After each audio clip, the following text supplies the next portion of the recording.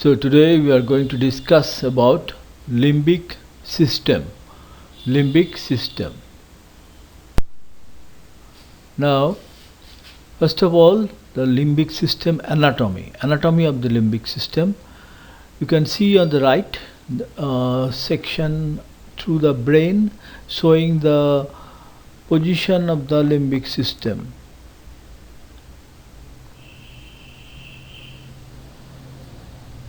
This is the blue area. This blue area is the approximate location of the limbic system. It is around the hilum of the cerebral hemispheres. It is around the hilum of the cerebral hemispheres. Now, so the limbic system is composed of cortical tissue around the hilum of cerebral hemispheres, along with a few other structures, that is the hippocampus, septal nuclei, amygdala, etc. The hypothalamus also is an important component of the limbic system. So the limbic system is composed of cortical tissue around the hilum of cerebral hemispheres, as was shown to you, along with a few other structures, that is the hippocampus, septal nuclei, amygdala, etc. The hypothalamus also is an important component of the limbic system.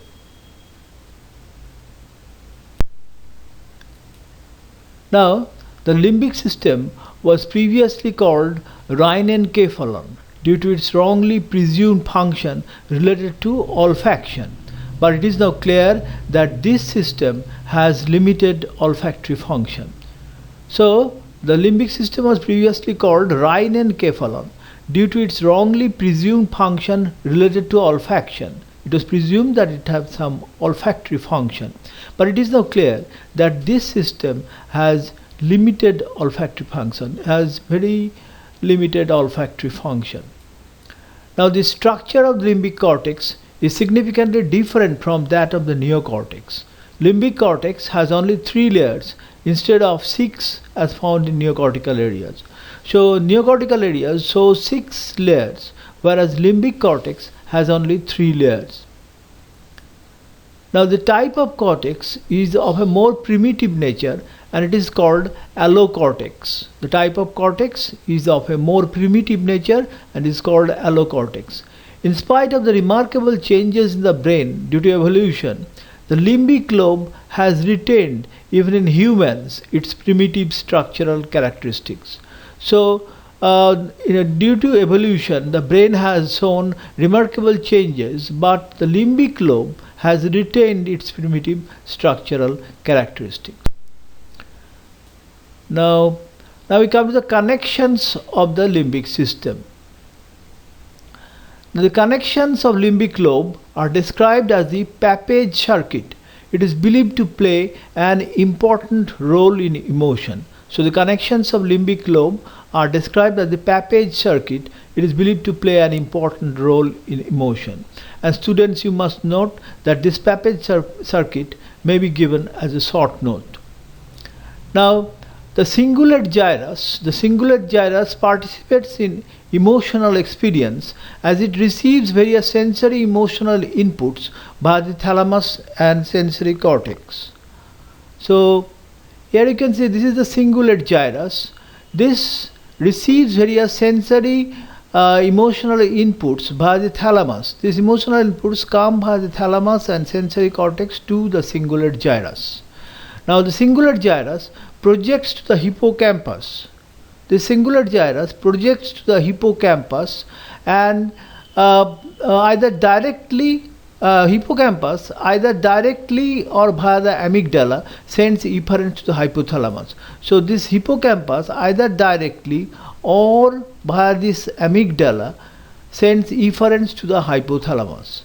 Now, emotional feeling is believed to be generated in the cingulate gyrus. So emotional feeling is believed to be generated in the cingulate gyrus. So the cingulate gyrus participates in emotional experience as it receives various sensory emotional inputs, various sensory emotional inputs via the thalamus and sensory cortex. It comes to cingulate gyrus. Now, the cingulate gyrus projects to the hippocampus, which either directly or via this amygdala projects sends efferents to this hypothalamus. Now, emotional feeling is believed to be generated in the cingulate gyrus. Now, the hypothalamus is presumed to be the effector site for emotional expression. The hypothalamus is presumed to be the effector site for emotional expression. This appears appropriate, especially in view of the close connections of the hypothalamus with multiple autonomic involuntary functions of the body, which are common accompaniments of emotion. So the hypothalamus is presumed to be the effector site for emotional expression, and that is appropriate, especially in view of the close connections of the hypothalamus with multiple autonomic involuntary functions of the body, which are common accompaniments of emotion. Now the hypothalamus in turn sends efferents to activate the anterior thalamus, which again projects back to the cingulate gyrus, thus completing the circuit. Now the hypothalamus sends in turn sends efferents to the anterior thalamus, which again projects back to the cingulate gyrus, thus completing the circuit. So the hypothalamus sends efferents to activate the anterior thalamus, which again projects back to the cingulate gyrus, thus completing the circuit. This probably reinforces the emotional response in a positive feedback fashion. This probably reinforces the emotional response in a positive feedback fashion.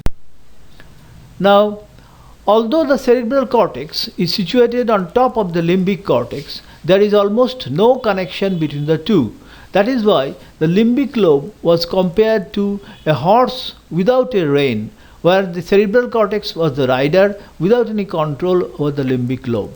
So, although the cerebral cortex lies on top of the limbic cortex, there is almost no connection between these two.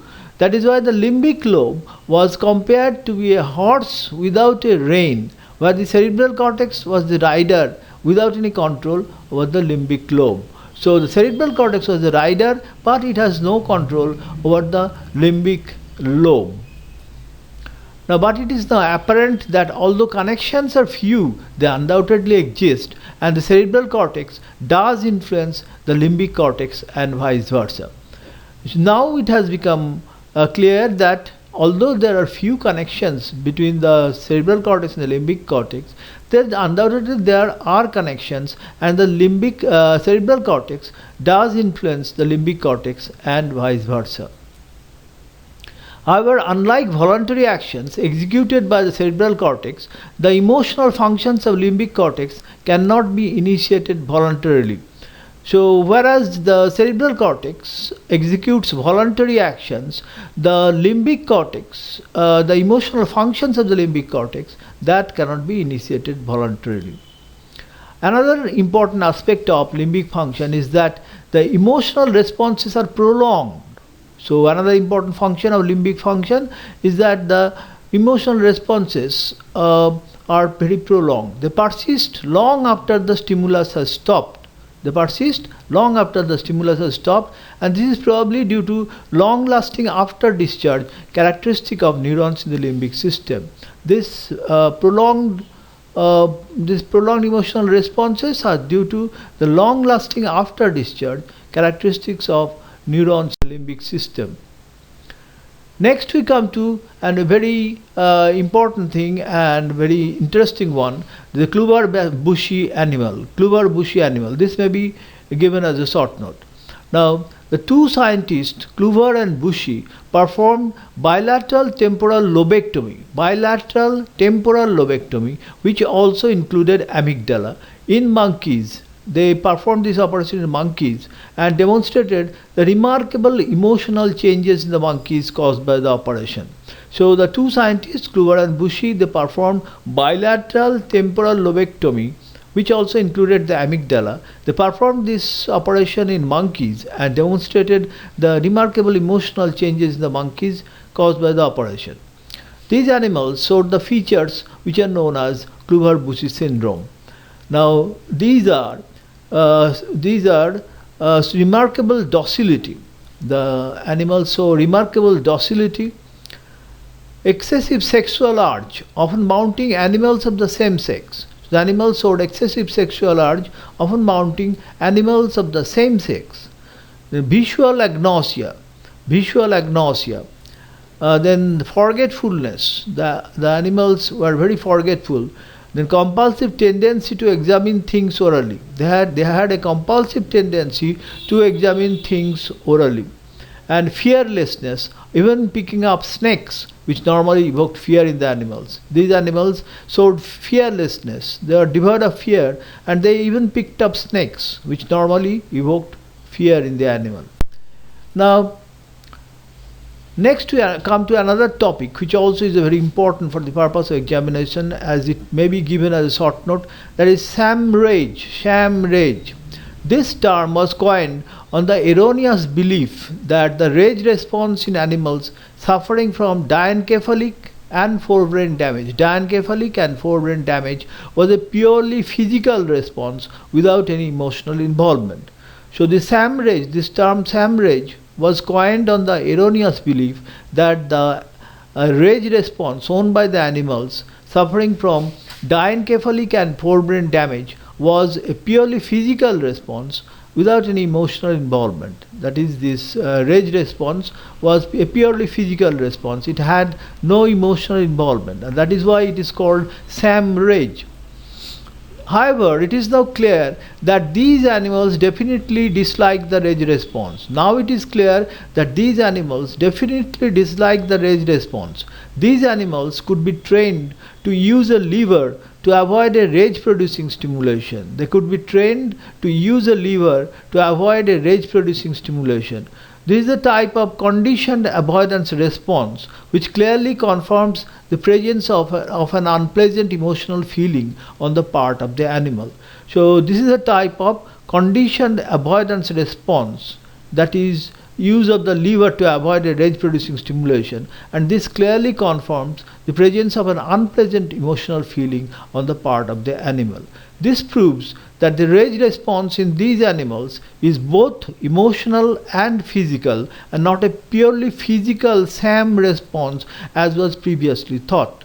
So this proved that the rage response in these animals was both emotional. It had emotional content. It is not purely physical, and so which was previously thought before. Now, next we come to another important thing shown in the animals, that is the reward and punishment systems of the brain. The reward and punishment systems of the brain and its links with motivation. Now it was shown that stimulation of different areas of the brain with implanted electrode showed that stimulation of some areas was very much liked by the animal, which wanted repeated stimulation. Conversely, stimulation of some other areas evoked a definite avoidance response. So it was found that there are reward and punishment systems in the brain, shown by the following fact, that stimulation of different areas of the brain with implanted electrode showed that some areas on stimulation of some areas was very much liked by the animal, which wanted repeated stimulation. Conversely, stimulation of some other areas evoked a definite avoidance response. Now experimentally, this was demonstrated in an ingenious setup where the animal kept in a box was provided with a lever or bar, which on being pressed by the animal sent an electric current through an electrode implanted in a particular area of the brain of the animal. So to prove that, an ingenious setup was done, and in this the animal was kept in a box, and it was provided with a lever or bar, which when pressed by the animal sent an electric current through an electrode which was implanted in a particular area of the brain of the animal. Now it was found that when the electrode is implanted on certain specific areas in the brain, pressing the bar was apparently highly pleasurable to the animal, as evidenced by the fact that the animal went on repeatedly pressing the bar at very high frequencies. So it was found that when the electrode was implanted in certain specific areas in the brain, the pressing the bar was highly pleasurable to the animal, and this was proved by the fact that the animals went on repeatedly pressing the bar at very high frequencies. These areas are called the reward areas. Then this includes a band of tissue extending from frontal cortex to the tegmentum in the midbrain, passing through the hypothalamus. So these areas are called reward areas, these pleasure areas. Reward areas include, and this includes a band of tissue extending from frontal cortex to the tegmentum in the midbrain, passing through the hypothalamus. Now the dopaminergic pathway from ventral tegmentum to the nucleus accumbens seem to have prominent role in this. So the dopaminergic pathway from ventral tegmentum to the nucleus accumbens seem to play an important role in this. On the other hand, stimulation of other areas by the implanted electrode led to distinct avoidance responses. So in contrast to the previous pleasure sensation, stimulation of other areas by the implanted electrode led to distinct avoidance responses. So stimulation of other areas by the implanted electrode led to distinct avoidance responses. These areas include the lateral part of posterior hypothalamus, dorsal part of midbrain, and entorhinal cortex. So the areas involved are lateral part of posterior hypothalamus, dorsal part of midbrain, and entorhinal cortex. So these are the so-called punishment areas. So these areas which evoked avoidance responses are the so-called punishment areas. Now similar experiments performed in epileptic or schizophrenic humans revealed that stimulation of the reward areas evoked a relaxed feeling free from tension rather than intense joy. So the similar experiments were performed in epileptic or schizophrenic humans, and this revealed that stimulation of the reward areas evoked a relaxed feeling free from tension rather than intense joy. Now stimulation of the punishment areas, on the other hand, led to the sensation of terror and fear. Stimulation of the punishment areas led to sensation of terror and fear.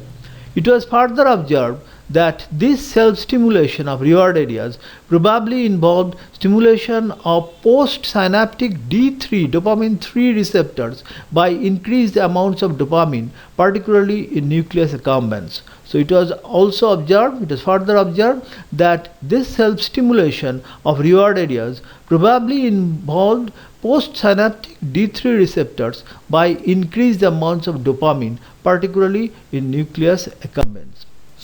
Now, dopamine agonists favor self-stimulation, whereas drugs blocking the postsynaptic D3 receptors decrease the urge for self-stimulation. So, supporting evidence is that dopamine agonists favor self-stimulation, whereas drugs blocking the postsynaptic D3 receptors decrease the urge for self-stimulation. These findings led to the conclusion that motivation in an animal or in man can be brought about by stimulation of the reward system or by avoiding the punishment system. So the conclusion to these findings was that motivation in animal or in man can be brought about by stimulation of the reward system or by avoiding the punishment system. Drug addiction is, now we come to another aspect, drug addiction. Drug addiction is often a serious problem in this modern era. It can be defined as an impulsive urge to take a drug repeatedly in spite of its harmful effects. So what is drug addiction? It can be defined as an impulsive urge to take a drug repeatedly in spite of its harmful effects. Now among the common substances abused are opiates, amphetamine, alcohol, nicotine, etc.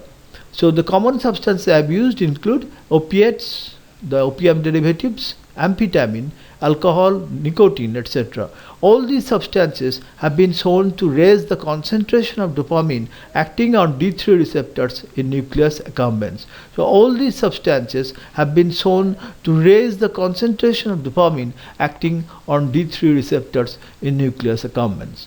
So that is the end of our present discussion, and I emphasize that three important short notes are included in this discussion. These are Pappage circuit, the Kluver-Bucy animal, and Sam Rage.